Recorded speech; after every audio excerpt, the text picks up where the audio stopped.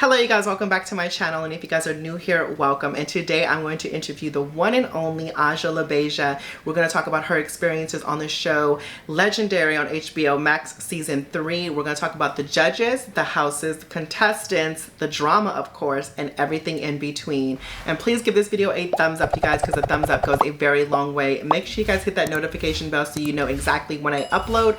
Also, if you guys want to check out all my reaction videos and only exclusive stuff on my Patreon, definitely check it out, which is going to be linked down in the description box below, as well as my website, so you can support me and my channel out some more. And if you guys want to check out past interviews that I have done with past contestants on the show from seasons 1 all the way to 3, and obviously some Drag Race queens, definitely check out the playlist that I have up at the top corner right here, so you can check those interviews out. And without further ado, I present to you Aja Labeija.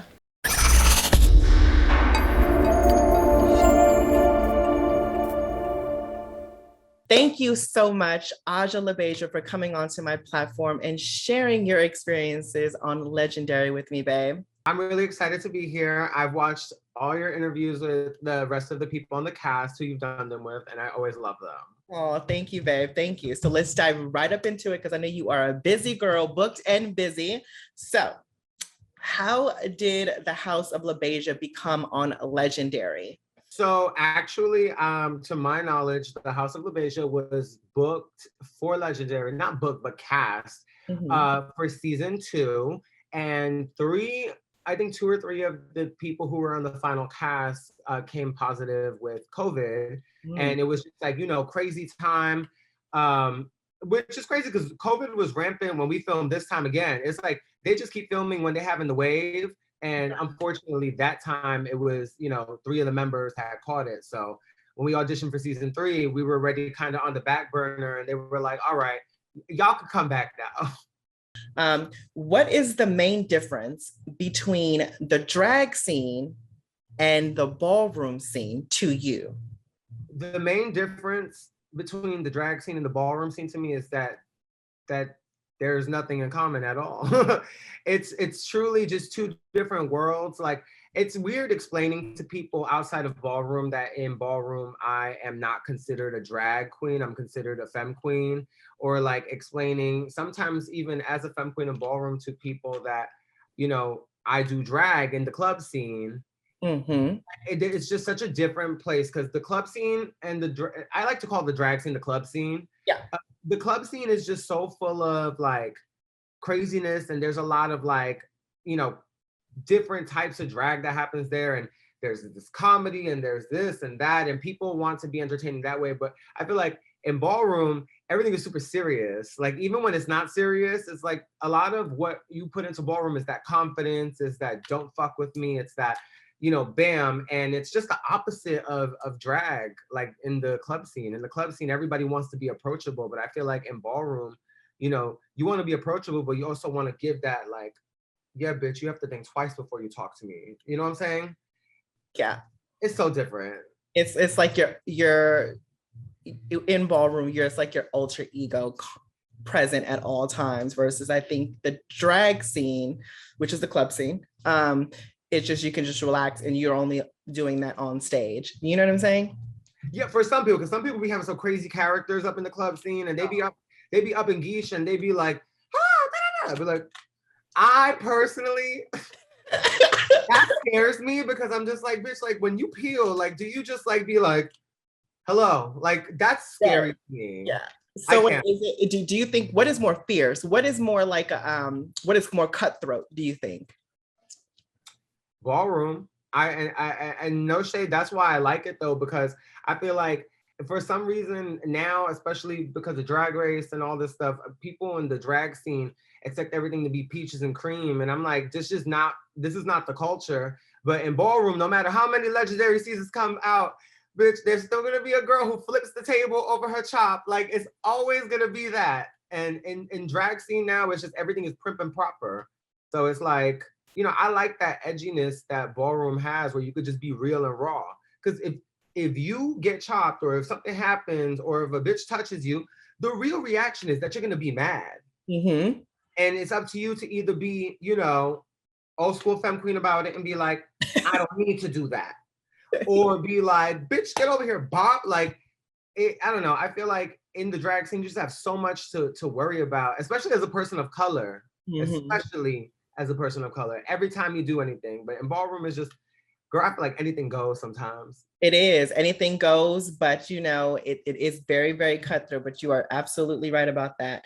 As far as you coming onto the main screen again, you are now a femme queen, which is a trans woman coming into people's screens now on television. How was that for you? Were you nervous about it? Were you not nervous about it? Were you embracing it? Or what was your take on it?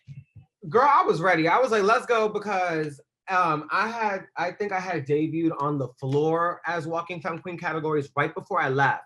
So I was like, okay, this is not going to be a surprise to anyone. And if I need this help to get this out there. So when I walk on the floor, they're not like drags, because, you know, that's a big, like, to the face sometimes, like, you know, when people don't get the memo or they don't know. And it happened to me once, but no shade, I think it was shady, but that's just me.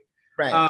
Because I've been on Drag Race, a lot of people don't know that I have ballroom history already. I've been a part of the community for like 15 years.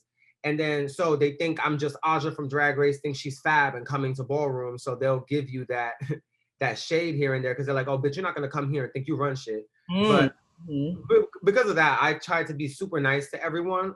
Even when they're being shady to me. Like, I just walked the West Coast Awards ball last week, and there was this girl there who was just, she was letting me have it, but she wasn't letting me have it to my face. Of course not. But she was just letting me have it, and my son heard her and was just kind of like, but what are you doing with yourself? And she gagged. Right. And what would you say to that girl right now? What would I say to her? I mean, I don't have words to say to people who just don't pay attention in the first place. Like, if you really knew your facts, you would know that before you probably ever took your first shot, I was already in the scene. So it is what it is. It is what it is, darling. You're right. Absolutely. As far as the episodes go, what was your favorite episode on the season of Legendary on HBO Max? Oh, Lord. Does this include episodes that we were not on? Because... Okay, so it can include your favorite performance and the favorite episode that was overall on the season. Wow. Okay. My favorite episode of the season, period, honestly, was... we weren't there for it, but I really wish we would have been there for the spy challenge. The Mission Impossible ball. Girl, we was ready. When I tell you, we had zero of a thought that we was going home. So it was very much like we had planned everything out. We was like, bitch, we're gonna do this. Jelani was about to get up in drags. It was about to be like a crazy, like, it was crazy. What we was thinking of was crazy. But we didn't get to make it to that week. Womp. But your favorite performance as from a house? My favorite performance from a house, honestly, was the spy week with the Juicies. No, I'm talking about your house. Well, you caught me there. My favorite performance with the house, honestly, would have had to been the horror week, the horror ball. I really, I feel like that week they was really listening to me, and I was like, praise, because every other week it was like literally tooth, what are you pulling teeth and nails just to get to be heard, because you know you got 5 people on every team, everybody has to put in their input, their opinion and everything, and that week I was like, they're listening to me. I was like, thank God. The next question is, as far as the judges and one of them giving you the gag flag, do you think that, looking back on it now and watching it all over again, do you agree with them giving you the gag flag, or do you think that they should not have given you the gag flag? No shade. I don't think they should have given us the gag flag, because I was like, I thought that we were the first gag flag, and I thought the gag flag was going to be, you know, used for a team that they thought shouldn't have been in the bottom, but we should have been in the bottom. So I was like, okay, I thought it was gonna be like, you know, I'm just keeping it real. Like, keep it real, yes. I was like, Kiki, I love you down. Thank you, sister. But I was like, I don't know what she saw, because I saw something different, and we all did. But fab. Now, as far as the houses goes, we're going to play a little game. I'm going to name the house, and you are going to give me the first thing that comes to your mind. the houses that are on the show. Okay. So first house is Alpha Omega. The first thing that comes to my mind, oh Lord. Men. Girl, it was men. They was just men. Like, it was the only team there that was all butch queens. And they, you know, they was cute. I was on the same floor as them in the hotel. So I used to be walking past their doors, and I used to be like holding up to the doors and shaking like, ah.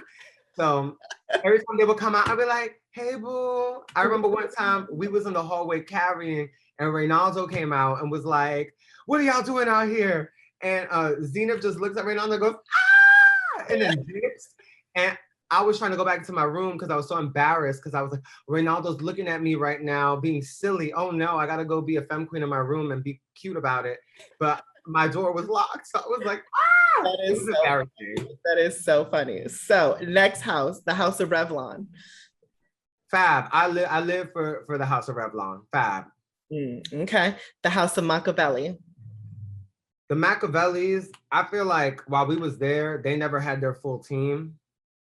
So because first I think somebody had COVID, and then after that somebody broke their leg, not their leg, God forbid, their ankle or something. So I feel like I would have loved to see more of them, like, as a whole. Got you. The House of Demir Versailles. I mean, to be fair, we didn't really see them because not only did they go home first, but they was filmed on the other episode, so we really didn't see them. But I love legendary mother Aaliyah Down. I love her. Yes, love. Shout outs to Aaliyah. Love her too. So, House of Juicy Couture. The Juicies was just juicy, like just juicy down. I love them so much. And shout out to Lolita. Lolita was one of my runway teachers when I first started walking runway. So I love Lolita Down. Okay. House of Alan Meekley.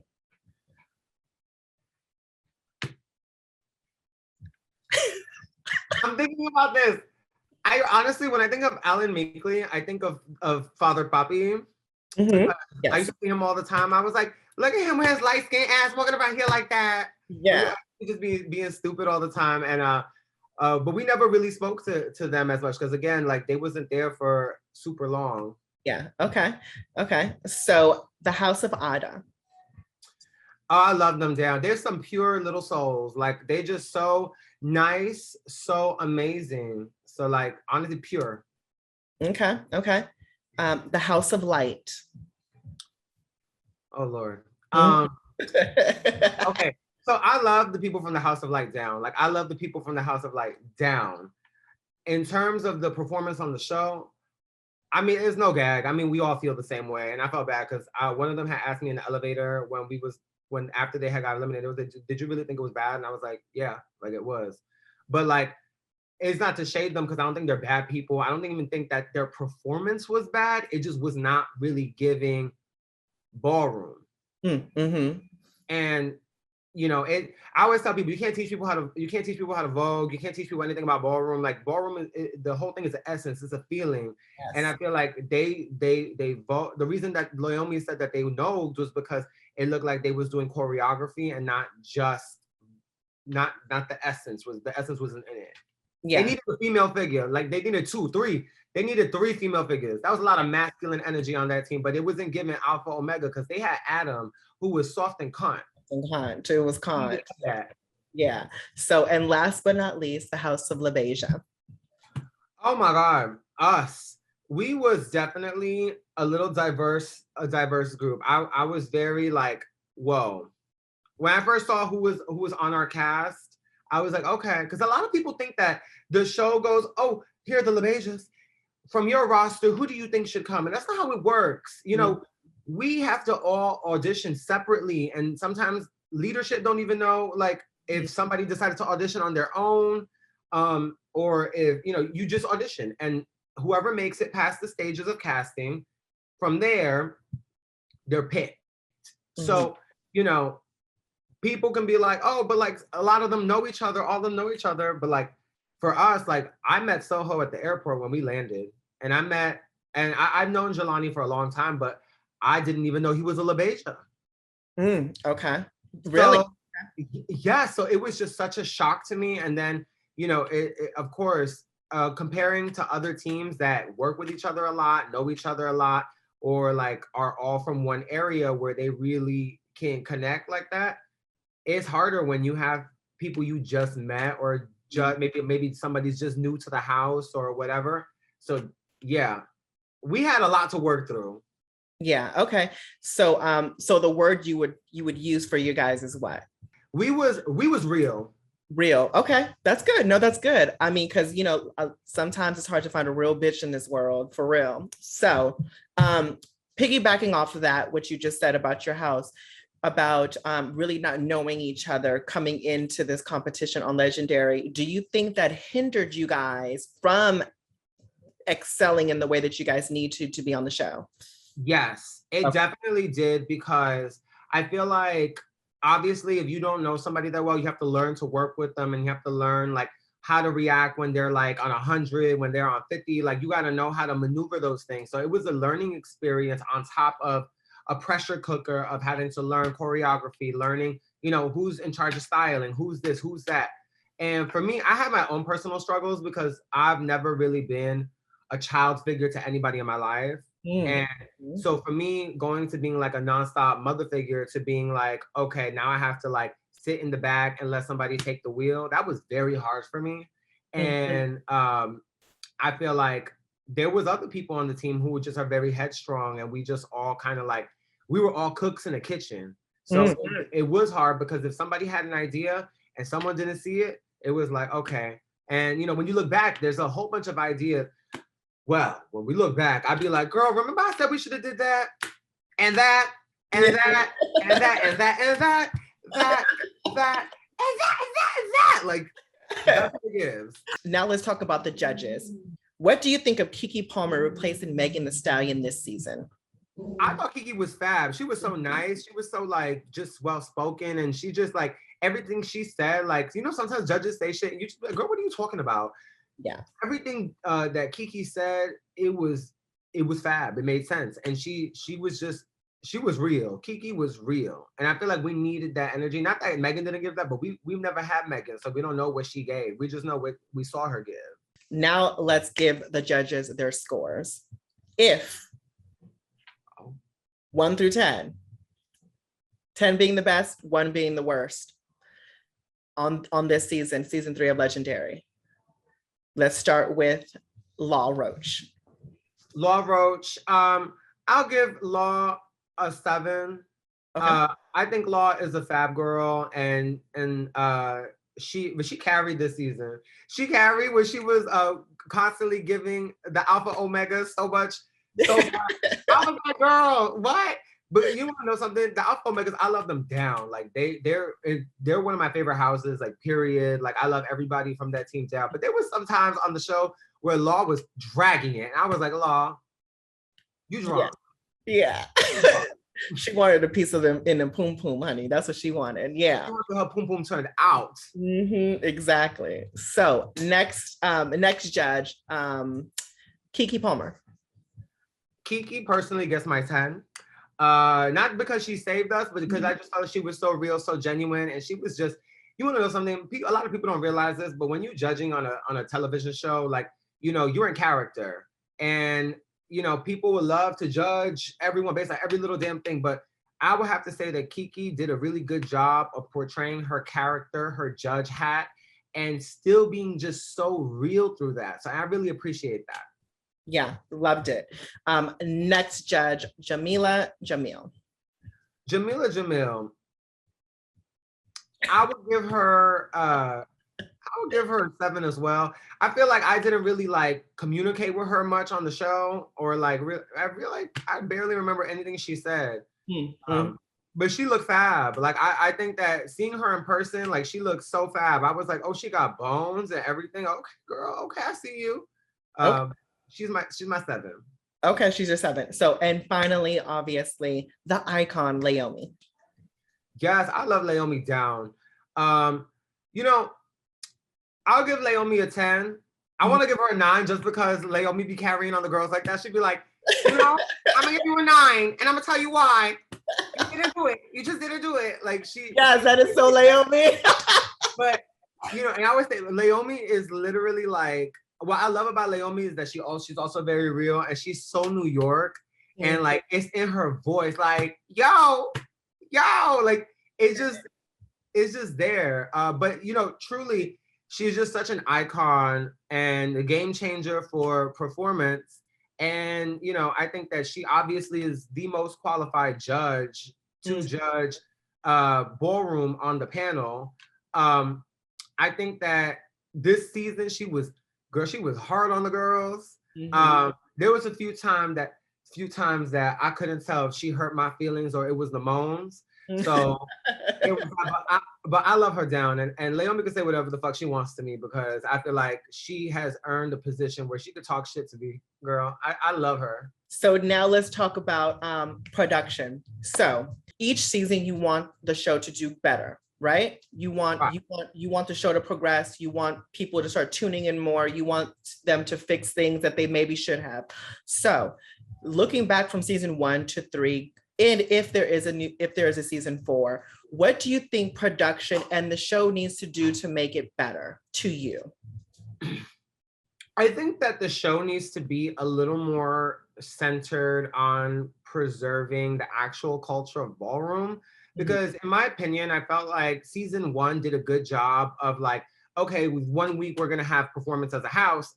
You know, everybody's gonna vogue or do whatever they do. And then it's like the next episode, we're gonna have categories, runway, body, sex siren, whatever. I feel like we need more focus on other categories that are not just voguing categories. And this season, I felt like had less and less than the other 2 seasons of having those side categories. They didn't even have an extra category till I think the 3rd or 4th episode. So it wasn't even the 3rd, it was like the 4th or 5th actually. Yeah. No, it was the 4th. It was so like 4th or 5th, yeah. You know, I really wish that they would have done stuff sooner because I would have loved to do other categories, and not everybody in ballroom vogues or is a performance girl. So when you cast people and then it's like the first 4 episodes are performance as a house, but the girls don't vogue, what are they gonna do? And to me, that's not fair. I feel like, you know, I don't mind because I used to walk performance before I was a girl. So I'm like, whatever. But there's houses that have been there in the past that you could just tell they're not performance girls. And sometimes they get through really easily. I don't know if it's just like a stunt or if it's like, you know, what it is. But I just feel like I want more ballroom. And I feel like when we did our grand march, one of the ideas that I had when we was putting it together was we would do a real grand march. It would be a little bit of runway, a little bit of face, a little bit of lip sync, a little bit of all the categories that have really ever existed. We wanted to give best dress, old way, new way. But, you know, they were like, we wanted the 5 elements and only the 5 elements. And I'm like, then don't call it a grand march. Call it 5 elements challenge, performance as a house, all 5 elements. Yeah. Because you're teaching people now who watch the show that a grand march is to come out and vogue. Yeah. You know, and as a person on leadership of Labeija, when I go places and I see good talent, I see beautiful faces, girls with body, girls with face, and I'm trying to recruit them. Sometimes I'm like, oh girl, you should come walk face for us. I don't vogue. Bitch, I said face, not performance. And they're like, oh, but I thought ballroom was this. And I'm like, no. Yes. So I feel like that doesn't help. I feel like they should change the format of the first episode. Maybe they should do like a free for all. Have one person in your house come out and do 5 different categories. Like, I feel like they should do something like that. Okay. I love the fact that you said that, and thank you for clearing that up. So for people that know about ballroom but that aren't in it, they should know that what they see isn't necessarily how ballroom really is. So yeah, thank you for clearing that up. Any drama that's happened in the season that you want to talk about? Any behind the scenes dish? Do you think that they need to really start showing more of that on the show as well? Bitch, let me tell you something. Post from this thing. Hold up. Let me tell you something. There was so much stuff that happened. Like, I thought they was gonna release like an untucked version of Legendary. I said, bitch, they have to. They have to. Because the shit that happened behind the stage, that was ballroom, bitch. That was ballroom.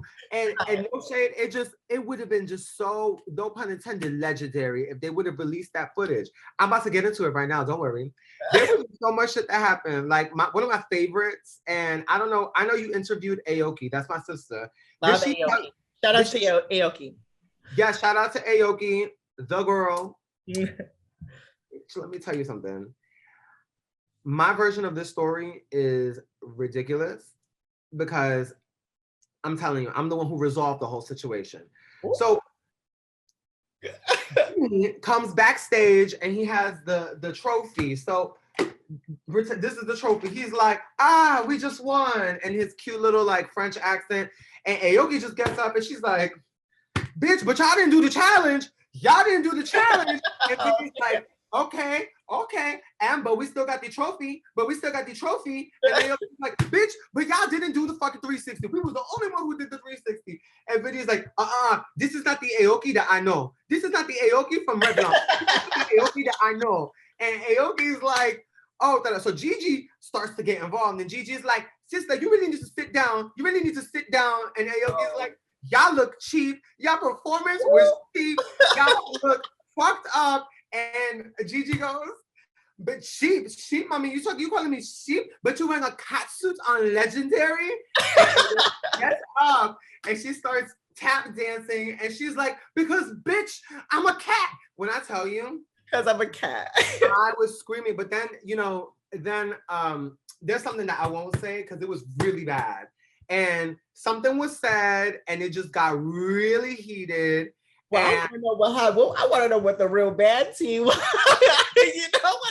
Okay, so someone, and I'm not gonna say who. Okay, don't say who, but just say what. Someone said something about someone's titties, and it came off like very like, oh, like it got really like. It got real stirred. It got real stirred. I tell you, the sofa, I sank, bitch. I said. I gagged. I was like, oh my God. And then it went back and forth. And then, bitch, I got up and I was like, that's cute and all, but we got a 4. And then I don't know what happened. I just did a 360 and then everyone started screaming and getting up and everyone started doing a dip for dip. And then literally, Aoki and Gigi was just on the side like just lost with like, just don't know what to say with what just happened. But that was really bad. Like, it was really bad. It was just, I thought they were going to show that. Also, I really wish that they would have showed the whole entire Aoki versus Laomi argument. Oh, because that one, baby, it was bad. And I just remember sitting there like, yo, I knew that once we had to go on after that, I was like, girl, they're going to be bad at us already. I was like, she's already heated. Aoki said in her interview with you, but it just was so funny because apparently Laomi thought that Aoki said she was going to kill her. Yeah. I was like, where the hell did that even come from? I don't know, but when I tell you I was losing it, when Laomi she said she was going to kill me. I was like, I was screaming backstage. Like, because we was right there watching it happen. So I was like, I have background footage clips on my phone of so funny. Linda walked off the stage and was like, I'm done. And she comes back and she's like, you just hear it happening in the background. It's really bad, but it was really cool. I'm really happy Aoki stuck up for herself though, because I feel like that was so ballroom. Yeah, it was. That's what I lived about it, and I think Aoki just gave the personification of what actual ballroom people really truly act like. They have no filter. They just say what they say, what's on their mind, how they feel. It's real. It's authentic. It is what it is, and you come back the next function. You know what I'm saying? It just what it is, But yeah, I love that. And you're right. I do think that they need to have like an untucked version on Legendary, because I think that's where the true ballroom antics really come into play, which I love. Each and every interview, I ask everybody, what do they want to put into fruition in their lives? What do you want to do next? What is next for Aja? I'm working on my third studio LP. It's called Femme Queen Rage, all one word. I'm really just changing my aesthetic, my sound, and I just want people to get ready because they wanted to awaken the villain, and it's been years of people just poking at me, and now I'm like 2022 was the birth of evil me. There you go. That's right. That's right. So Femme Queen Rage, I cannot wait to hear it.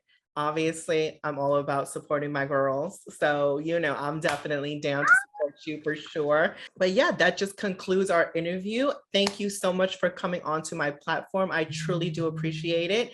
And honestly, everything that you want in your life, I hope it really does come into fruition.